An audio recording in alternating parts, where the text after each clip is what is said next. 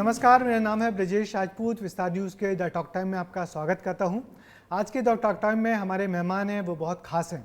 वो हैं 2008 के भारतीय प्रशासनिक सेवा के वरिष्ठ अधिकारी भरत यादव जी, जो इन दोनों मध्य प्रदेश सड़क विकास निगम के प्रबंध निदेशक हैं और उसके पहले मध्य प्रदेश के 7 जिलों में कलेक्टर रह चुके हैं और भी कई विभागों को उन्होंने काम किया है। भरत जी, आपका बहुत बहुत स्वागत है विस्तार न्यूज़ में। Thank you Brajesh. हम आपके बारे में जब भी पढ़ते हैं तो बहुत इंस्पायर होते हैं, क्योंकि आपका जो एक काम करने का तरीका है और ऊपर से फिर आपका जो पूरा स्ट्रगल है वो अपने आप में बहुत इंस्पायरिंग है। इसलिए आज हमने आपको खास तौर पे बुलाया है। हम जानना चाहते हैं कि आप जब शिवपुरी के छोटे से गांव से आपकी शुरुआत हुई है, मगर उस गांव से लेके ये कलेक्टर बनने तक का सपना, वो क्या चीज़ थी जो आपको इस सपने को जिंदा रखा और यहाँ तक आप आए? देखिए, वो मेरा गांव पहले शिवपुरी ज़िले में था, उदगवा, अब दतिया में आ गया है।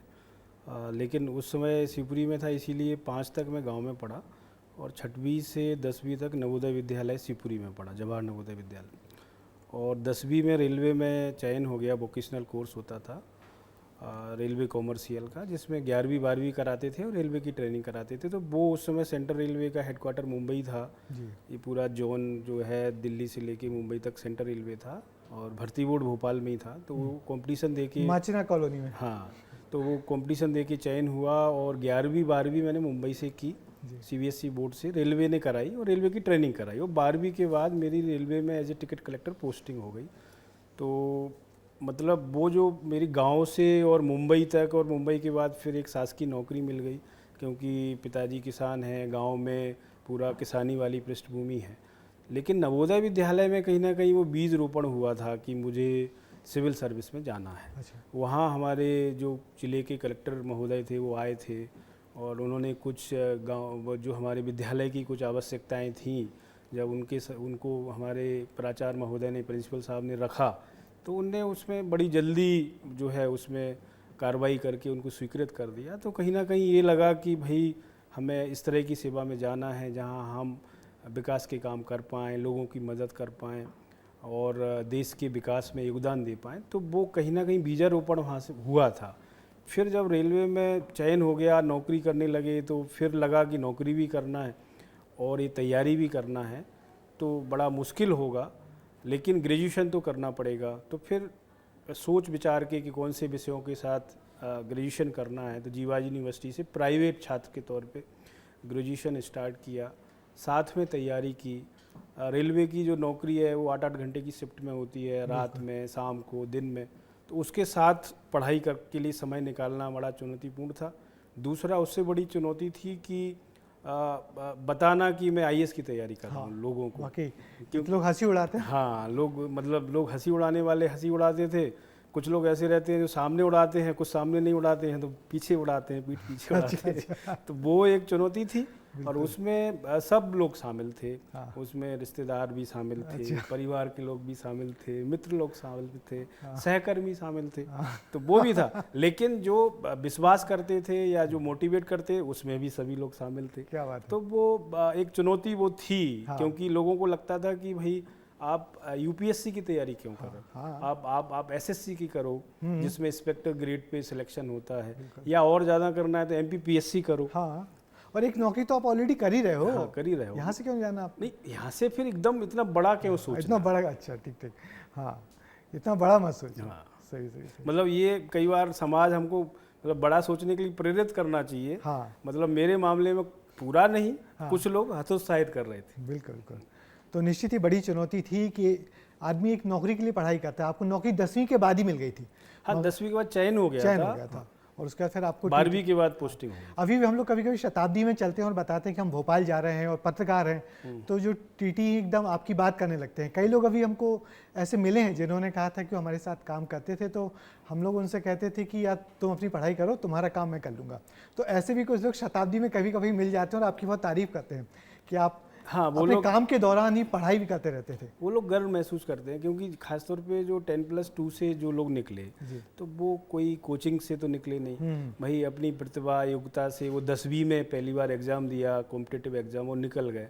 तो खासतौर पे उस कैडर के लोग और अन्य जो है टिकट चेकिंग के लोग वो एक गर्व महसूस करते हैं, जुड़ाव महसूस करते हैं, अभी भी उनसे जुड़ाव है। कहीं ना कहीं एक व्यक्ति को लगता है कि भाई हम नहीं बने लेकिन हमारा कोई साथी बना, मतलब हम भी सक्षम थे, हमें मौका नहीं मिला, हमारी किस्मत में नहीं था, लेकिन कोई बना, तो वो एक जुड़ाव एक है उसमें। तो क्या उस दरमियान में जब आप टीटी थे तो जब काम करते थे तो थोड़ा वक्त मिलता था, रात में ट्रेन में ही पढ़ाई करते थे आप?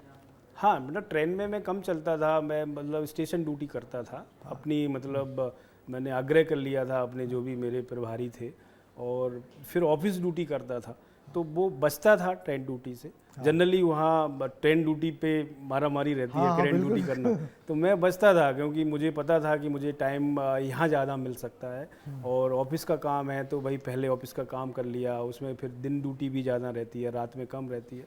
तो इस तरह से मेरे सहयोगी, मेरे जो सहकर्मी थे रेलवे के, वो मुझे सहयोग करते थे और प्रोत्साहित भी करते थे।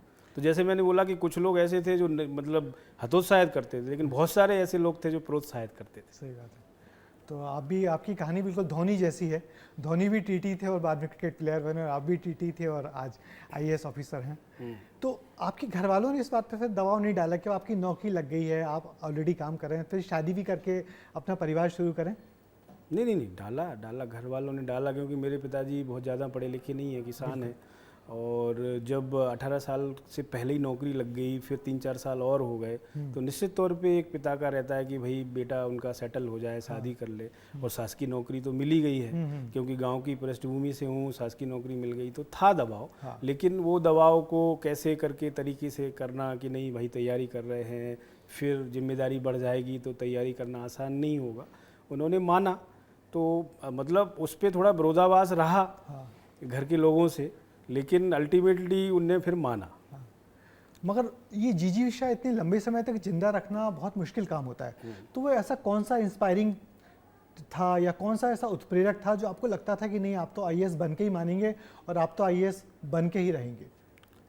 देखिए, एक तो वो जो नवोदय विद्यालय में पढ़ता था उसकी एक मैंने घटना बताई कि तत्कालीन वहाँ के कलेक्टर महोदय आए थे और एक प्रेरणा मिली।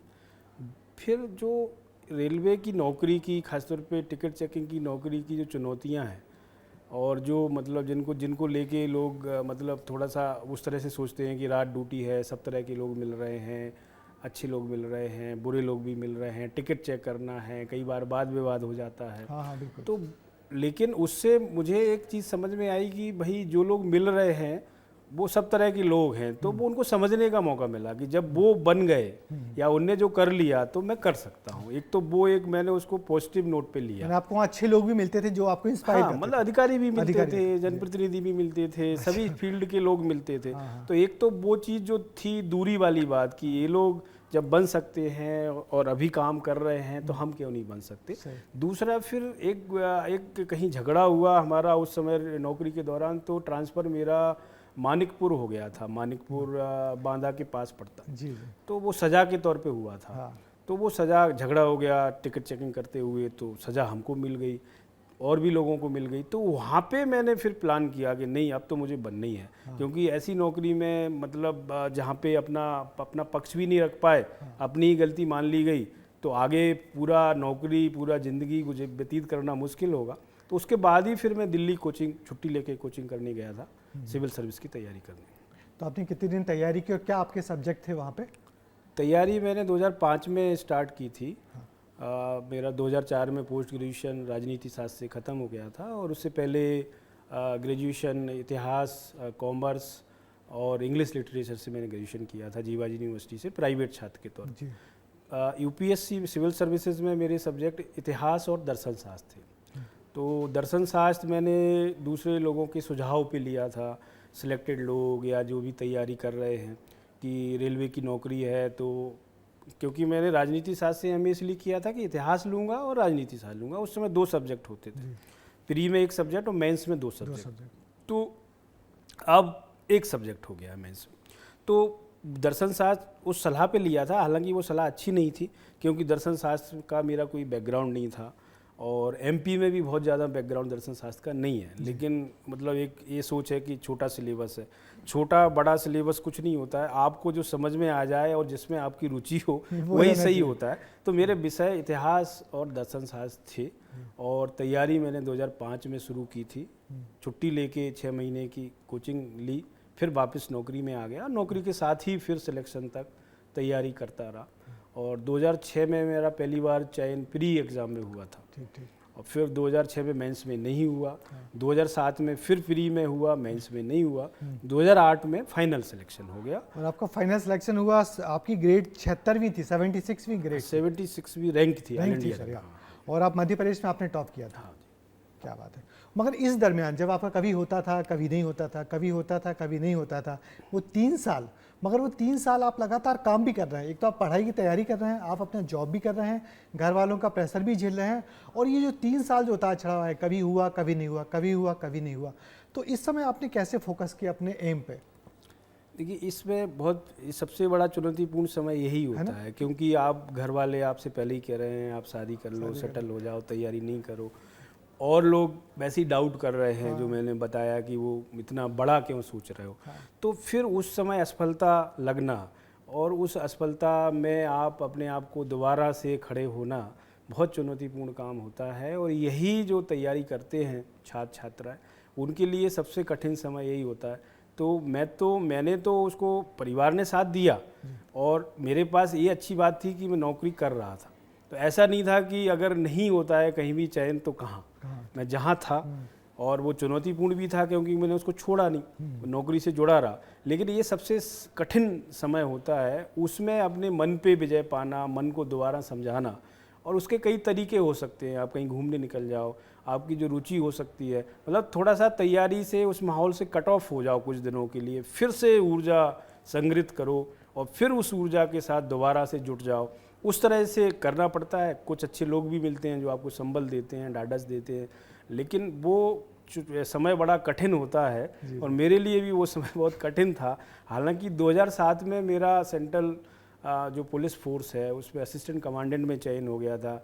MPPSC का भी इंटरव्यू दिया था, फाइनल चयन नहीं हुआ। उसका कारण भी दर्शन शास्त्र था, क्योंकि दर्शन शास्त्र मेरा तैयार नहीं था।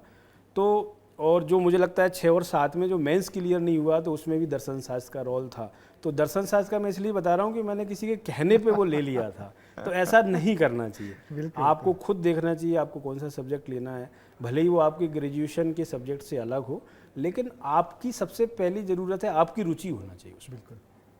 मगर आप अब जब गांव जाते हैं तो कैसा लगता है आपको कि इसी छोटे से गांव से निकल के आए हैं, जो बहुत छोटे परिवार से, तो गांव के लोग किस तरीके से पेश आते हैं आपसे? गांव के लोग तो बड़ा प्राउड फील करते हैं, और उससे ज़्यादा अच्छी बात यह है कि उसके बाद बहुत सारे गांव के बच्चे विभिन्न प्रतियोगी परीक्षाओं में वो क्वालिफाई किए। बिल्कुल। मैंने गाइड किया या मेरे से प्रेरणा ली है। गाइड नहीं किया तो प्रेरणा भी बड़ी चीज़ होती है। और वो अभी भी मिलते हैं बच्चे अलग अलग, कोई पुलिस में है, कोई अन्य सेवाओं में है। तो एक तो वो अच्छी बात है कि लोगों का झुकाव तैयारी के प्रति बढ़ा, साथ में शिक्षा के प्रति बढ़ा कि भाई बच्चों को, जैसे मेरे माँ बाप ने मुझे पढ़ाया, तो शिक्षा के प्रति भी बढ़ा कि बच्चों को पढ़ाना है। सबसे बड़ा धन यही है कि बच्चे को पढ़ाना है, भले ही परेशानी में रहें लेकिन बच्चे को आगे निकालना है। तो वो माहौल काफ़ी बदला है गांव में, क्योंकि बड़ा गांव है और उसमें पहले वही खेती किसानी या अन्य चीज़ों में रहना, उसके बाद फिर बच्चे काफ़ी पढ़े, आगे बढ़े, और वो माहौल अच्छा बना हुआ है। बिल्कुल। और बड़ी अच्छी बात थी कि आपने MP में टॉप किया, और आप उन खुशनसीब अधिकारियों में से हैं जिन्होंने 1-2 नहीं बल्कि 7 जिलों में कलेक्टर का पदभार संभाला, और हर जिले में कुछ ना कुछ ऐसा किया कि लोग आपको आज भी याद रखते हैं। तो आप सिवनी, जबलपुर, नरसिंहपुर, ग्वालियर में कलेक्टर रहे, और तो इस कलेक्टरी के दौरान कुछ ऐसा काम आपने जो किया हो कि आपको आज भी अच्छा लगता हो, आप जिसको आप आज भी याद रखते हो? नहीं, देखिए, कलेक्टर मैं करीब 8 साल 7 जिलों में कलेक्टर रहा। कुछ जगह 3 साल रहा, कुछ जगह बहुत कम भी रहा, लेकिन बहुत सारे काम करने होते हैं। इस समय विधानसभा, लोकसभा चुनाव से लेके पंचायत, नगरीय निकाय के चुनाव कराए अलग अलग ज़िलों में। ऑब्जर्वर के रूप में बीच में जब कलेक्टर नहीं रहा, तो ऑब्जर्वर के रूप में भी 5 राज्यों में मैंने ड्यूटी की, जो चुनाव के पर्यवेक्षक होते हैं। अलग अलग विकास के काम, खेती किसानी में अच्छे करने के काम, वो काम तो हुए, लेकिन कुछ काम ऐसे होते हैं जिसमें आपको मतलब रुचि भी होती है और ऐसा मौका मिलता है, आप भी मानते हो कि ऐसा मौका मिला। तो सिवनी ज़िले में जब मैं कलेक्टर था तो वहाँ पे दिव्यांग जो बच्चे हैं, आँखों से दिव्यांग, उनका एक स्कूल था आशादीप करके। तो वो जो स्कूल था वो शासन की ग्रांट पे निर्भर था, 1.5-2 लाख रुपए ग्रांट मिलती थी, 40-45 करीब बच्चे थे। तो उनको दिक्कत होती थी, उनका खर्चा नहीं चलता था। फिर उनका मतलब 8वीं के बाद का वो जो है कक्षाएं उसमें नहीं थी। उनका जो हॉस्टल था, क्लासरूम थे, वो भी बहुत अच्छे नहीं थे, खेलने की जगह नहीं थी। साथ में उनका मतलब जो ओवरऑल डेवलपमेंट के लिए जो बजट होना चाहिए, जो व्यवस्थाएं होना चाहिए, टीचर्स होना चाहिए क्वालिटी के, वो नहीं थे। कई बार ऐसा होता था कि लोग अपने पिताजी की पुण्यतिथि पे, जन्मदिन पे अपने परिवारजनों के वहाँ पे खाना देते थे। कई बार इस तरह की भी चीज़ें होती थी कि ख़राब क्वालिटी का हुआ, बच्चे बीमार हो गए, तो वो एज ए कलेक्टर फेस करना पड़ता था। बिल्कुल। तो लगा मुझे कि इनके लिए कुछ परमानेंट करना चाहिए। तो फिर मैंने एक चैरिटी शो किया था 14 नवंबर 2014 में। उसमें जो है जो बड़े सेलिब्रिटी को बुलाया और सभी के लिए रखा कि टिकट लेके आना है। तो उसमें जो वहाँ के लोकल कलाकार थे, एहसान कुरैशी थे, उनको बुलाया, अभिजीत भट्टाचार्य सिंगर आए थे, साधना सरगम आई थी, एंकरिंग एहसान कुरैशी जी ने की जो सिवनी के हैं। तो लोकल लोगों को भी जोड़ा और सभी का रखा कि मैं भी या जो भी लोग आएंगे, माननीय जनप्रतिनिधि आएंगे, मीडिया के लोग आएंगे, सब लोग टिकट लेके आएंगे। और बड़ा आयोजन वो हुआ और उसमें करीब 2-2.25 करोड़ रुपए टिकट से आया। तो 1 करोड़ छोटे से शहर में सिवनी में 2 करोड़ की टिकट 2014-15 उस समय की बात बता रहा हूँ। अच्छा। तो उस समय फिर हमने 1 करोड़ रुपए की एफडी करा दी संस्था के नाम। तो उनके ब्याज से ही उनका सारा खर्चा चलने लगा। बाकी जो पैसा था वो कुछ पैसा हमारा खर्चा हो गया पूरे आयोजन में, कुछ पैसे से हमने सारी सुविधाएं उनकी दे दी। उनका अपग्रेड कर दिया स्कूल को, टीचर्स अच्छे लगा दिए, उनके लिए खेल ग्राउंड की व्यवस्था कर दी, उनके लिए ब्रेल लिपि से लेके अन्य इक्विपमेंट की व्यवस्था कर दी जो उनके पढ़ने में सहायक हो। तो वो एक अच्छा काम है, संतुष्टि मिली। अभी भी मैं कभी उधर से गुजरता हूँ तो वहाँ जाता हूँ तो अच्छा लगता है कि एक इस तरह का काम करने का मौका मिला और किया लोगों के सहयोग से। इसी तरह से जब मैं जबलपुर कलेक्टर था तो कोविड था। कोविड जैसी आपदा 50-100 साल में एक बार आती है और आपको मौका मिलता है काम करने का, तो वो भी मेरा सौभाग्य था कि उस कोविड के दौरान मुझे काम करने का मौका जबलपुर ज़िले में मिला। और वहाँ पर एमपी के सबसे पहले केस कोविड के जबलपुर में आए। तो कुछ भी क्लियरिटी नहीं थी। हमारे यहाँ राष्ट्रपति महोदय आने वाले थे जबलपुर में, हम लोग उसकी तैयारी में लगे थे और कोविड आ गया। तो वो प्रोग्राम कैंसिल हुआ, फिर कोविड को संभालना पड़ा। फिर जो कोविड की प्रारंभिक जो एसओपी बनी, कंटेनमेंट जोन या स्मार्ट सिटी के कंट्रोल कमांड सेंटर का प्रयोग करना, लोगों का सहयोग लेना, वो सारी व्यवस्थाएं की। फिर एक चुनौती हमारे सामने ये थी कि जो महाराष्ट्र, गुजरात या साउथ का जो लोग हैं, जो यूपी बिहार के लोग हैं जो काम करते हैं इन राज्यों में, उनका गुजरने का रास्ता जबलपुर होके था। तो लोग उस समय आपाधापी में गुजर रहे थे, ना सामान लिया, ना खाने की व्यवस्था है, कई लोग तो जूता चप्पल भी नहीं पहने हैं, ट्रक है तो ट्रक में भर गए। तो उस समय जो लोग वहाँ के करना चाहते थे कि हम ऐसे लोगों को खाना खिलाएं, इनकी मदद करें। उसमें एज ए कलेक्टर लोगों के साथ समन्वय बना के, सामाजिक संस्थाओं के साथ समन्वय बना के काम करना। तो रेड क्रॉस के माध्यम से, रेड क्रॉस संस्था के बैनर की तरह, क्योंकि रेड क्रॉस का अध्यक्ष जिले में कलेक्टर होता है, हमने काम किया और उस समय लोगों ने 5-5.5 करोड़ रुपए के दान दिया।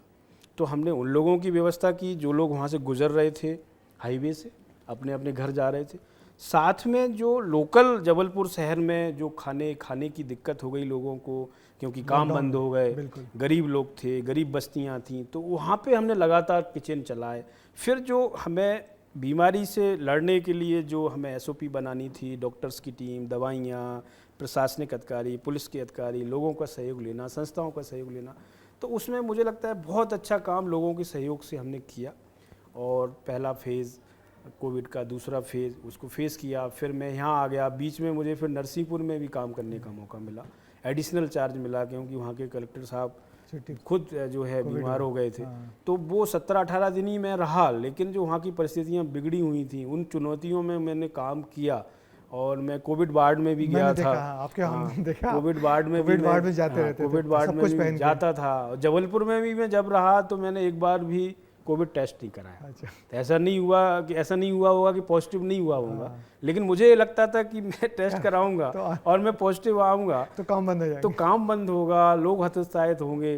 तो मैं फैमिली से अलग रहता था, अलग रूम में रहता था, जी। लेकिन मैंने टेस्ट एक बार भी नहीं कराया। मतलब मेडिकली ये ठीक नहीं है, हाँ। लेकिन मैंने ये तय कर लिया था कि मैं जब पॉजिटिव आऊँगा तो मेरा काम बंद हो जाएगा और कहीं ना कहीं इससे हम जो सब लोग मिल के कोविड से लड़ रहे हैं वो कहीं ना कहीं काम प्रभावित होगा। क्या बात है, बहुत बढ़िया। तो वो तो यादगार पल था। मगर आपने नगरीय प्रशासन में भी लंबा काम किया है, और नगरीय प्रशासन बड़ा चुनौतीपूर्ण और बहुत ऐसा विभाग है जिससे आप पूरे प्रदेश को एक लुक देते हैं एक। तो वहाँ पे आपके सामने क्या चैलेंजेस थे? नगरीय प्रशासन में देखिए पूरा ग्रामीण क्षेत्र नगरीय में परिवर्तित होता जा रहा है और भविष्य शहरी क्षेत्रों का है। बहुत बड़ा स्तर पे शहरी क्षेत्रों का विस्तार हो रहा है, तो अधोसंरचना से लेके विकास के कामों की वहाँ मांग भी है, लेकिन सरकारों का अपना विभाग का बजट की एक सीमा भी है। तो नगरीय निकाय आत्मनिर्भर कैसे बने, ये बड़ी चुनौती थी। तो जो नगरीय निकाय अपना टैक्स लगाते हैं, संपत्ति कर, जल कर, अन्य तरह के कर लगाते हैं, उसको कैसे व्यवस्थित किया जाए, उसमें कैसे बढ़ोतरी की जाए, उसको काफ़ी हद तक मैंने उसको रिव्यू करके लोगों को जोड़ के, जनप्रतिनिधियों को जोड़ के उस फील्ड में काम किया। साथ में राज्य शासन से भी विभाग को अधोसंरचना के कामों में कैसे ज़्यादा से ज़्यादा बजट मिले, उस पे काम किया। जैसे कायाकल्प योजना लेके आए थे, जिसमें कि चुनाव से पहले 2023 के विधानसभा चुनाव से पहले, जिसमें शहरों में सड़कें बनी, कायाकल्प उसको नाम दिया था। इसी तरह से अधोसंरचना की एक अलग स्कीम लेके आए। फिर अभी हमने ग्रीन स्पेसेस बने, उसकी एक नई योजना अभी वो लागू हो गई है, वो लेके आए थे। साथ में कई लोग हैं जो सक्षम हैं, जो मदद करना चाहते हैं विकास में, तो उसके लिए जन भागीदारी भी योजना, मुख्यमंत्री जन भागीदारी योजना भी लेके आए, वो भी अभी लागू हो गई। तो कैसे निकाय अपनी आमदनी को बढ़ाएं, कैसे उसका सही प्रयोग करें, उसका मतलब उसका सही मतलब प्रयोग हो, ऑडिट हो, उसकी अकाउंटिंग हो, साथ में जवाबदेही भी रहे उनकी, और साथ में शासन से भी कितना मैक्सिमम बजट विकास के कामों को मिल पाए, उस पे मैंने फोकस किया। 2.5 साल करीब मैं आयुक्त नगरीय विकास रहा। आप उन अफसरों में से हैं जो जब नई सरकार बनी, डॉक्टर मोहन यादव आए, तो आप पे भरोसा किया और आपको मुख्यमंत्री सचिवालय में रखा। तो वो किस तरीके का एक चुनौतीपूर्ण काम होता है कि मुख्यमंत्री के साथ लगातार रहना, उनको लोगों से मिलना, मिलवाना, समस्याएं सुनना, उन तक पहुंचाना, कम्युनिकेट करना, और वो भी यदि मुख्यमंत्री नए हों? बहुत चुनौतीपूर्ण होता है निश्चित तौर पे, और मेरे लिए भी नया था जी। तो वो काम बहुत ही चुनौतीपूर्ण था। फिर लोकसभा चुनाव थे और वहाँ के काम करने का दायरा अलग होता है, क्योंकि वहाँ पे आपको सारी चीज़ों को देखना होता है, तो बहुत चुनौतीपूर्ण काम था। फिर माननीय मुख्यमंत्री जी ने, शासन ने विश्वास किया, मुझे वहाँ बनाया, और उस चुनौती को मैं अपनी यथाशक्ति जितना कर सकता था मैंने करने की कोशिश की। लेकिन निश्चित तौर पे वहाँ बहुत कुछ सीखने को भी मिला, और बहुत कुछ जो कर सकता था वो करने की कोशिश की, उसमें बहुत कुछ परिणाम आए भी। तो वो एक अलग एक विभाग की सीमा से वो अलग हो जाता है वो वाला काम, क्योंकि उसमें सारे विभागों, जनप्रतिनिधियों के बीच, मीडिया, आम पब्लिक, सभी भारत सरकार के अलग अलग विभाग, सबके बीच समन्वय बनाना होता है। तो वो उसमें अलग अलग ब्रांचेज रहती हैं, अलग अलग अधिकारी रहते हैं, उनका काम होता है। लेकिन स्टार्टिंग में वो सारी चीज़ें इस तरह की थी कि वो व्यवस्थाएं बनाने में समय लगा, तो वो स्टार्टिंग का समय और ज़्यादा चुनौतीपूर्ण था। हाँ, मगर सब लोग याद करते हैं कि आपको सब बहुत, आप जहाँ जहाँ जिन विभागों, जिन जिलों में याद किए, लोग याद करते हैं कि साहब बहुत हंसमुख हैं और बहुत प्यार से काम करवाते हैं। कभी किसी पे नाराज़गी भी बहुत इतने प्यार से जताते हैं कि लोग बहुत, किसी को बुरा नहीं लगता। तो आपकी ये जो स्माइलिंग फेस है, आप हमेशा रखे रहते हैं, आपकी मुस्कुराहट, तो इस मुस्कुराहट के पीछे क्या राज है जो आप हमेशा कभी तनाव में किसी को नहीं दिखते? देखिए, मेरा एक तो जो व्यक्तित्व बना, जो मैंने परिस्थितियां बताई, कैसे कैसे करके मैं आगे बढ़ा, सेल्फ मेड हूँ, खुद ही संघर्ष करके यहाँ तक पहुँचा हूँ। और निश्चित तौर पे, लेकिन ये संघर्ष मैंने किया है, लेकिन मैं यहाँ पहुँचा हूँ तो इसमें मेरे माताजी, पिताजी, मेरे परिवार के लोग, मेरे शुभचिंतक, बुजुर्ग, पूर्वज, सबका आशीर्वाद भी है, क्योंकि संघर्ष बहुत लोग करते हैं फिर भी यहाँ नहीं पहुँच पाते। जी जी। सेलेक्ट हुआ, उससे भी बड़ी चीज़ ये है कि सिलेक्ट के बाद मैं जहाँ रहा उसमें मैंने अपनी पोस्टिंग को, अपने पद को जस्टिफाई करने की कोशिश की, उसमें बहुत हद तक सफलता भी मिली। तो मैं समझता हूँ कि हमको एक टीम को नेतृत्व देना होता है, तो जो नेतृत्व करता है वो हमेशा पॉजिटिव होना चाहिए और हमेशा टेंशन बढ़ाने वाला नहीं, टेंशन कम करने वाला होना चाहिए। काम भी हो, पता नहीं चले लोगों को, और टेंशन भी नहीं हो, क्योंकि आज के समय में बहुत चुनौतियां हैं, घर की टेंशन है, अन्य टेंशन है। अगर नौकरी में आप टेंशन दोगे तो एक तो मैं ये सोचता हूँ कि अगर टेंशन देंगे तो टेंशन वापस भी मिलेगी, भले ही कुछ प्रतिशत मिले, और फिर कहीं ना कहीं आप में उसमें कार्यप्रणाली में भी प्रभाव पड़ेगा। तो टेंशन देना नहीं चाहिए, टेंशन शॉक ऑब्जर्वर की तरह काम करना चाहिए, नेतृत्व देना चाहिए। तो नेतृत्वकर्ता का काम है कि वो अपनी टीम को खुश रखे, अपनी टीम से काम भी करा ले और उनको खुश भी रखे, उनके टेंशन को कम करे। बहुत धन्यवाद आपसे। आज मनोज जी, आपसे यह बात करके बहुत सारी चीज़ें हम सब ने सीखी हैं, और जो हमारा प्रोग्राम देखेंगे वो भी बहुत सारी चीज़ें सीखेंगे। और आप आए, आपका बहुत शुक्रिया। आपने जितनी, आपकी ज़िंदगी वाकई बहुत प्रेरणा देने वाली है बहुत उन लोगों को जो नीचे से गाँव के लोग होते हैं, हम जैसे कस्बों के लोग होते हैं और बड़े पदों पर पहुँचते हैं। तो आपका बहुत बहुत शुक्रिया, और आपका हम आगे भी चाहेंगे आप कभी हमारे यहाँ आते रहें। Thank you Vijesh. तो ये थे भरत यादव जी, जिन्होंने अपनी ज़िंदगी के बारे में बताया कि किस तरीके से उन्होंने संघर्ष किया और संघर्ष के बाद इस मुकाम पर पहुँचे। उस मुकाम पर पहुँचने के बाद वो जितने सहज, सरल, सौम्य और सकारात्मक बने हैं, वो बहुत सीखने वाली चीज़ है। तो मुझे दीजिए इजाज़त, अगली दफ़ा फिर किसी और शख्सियत से आपकी यहाँ पर मुलाकात करवाएंगे। नमस्कार।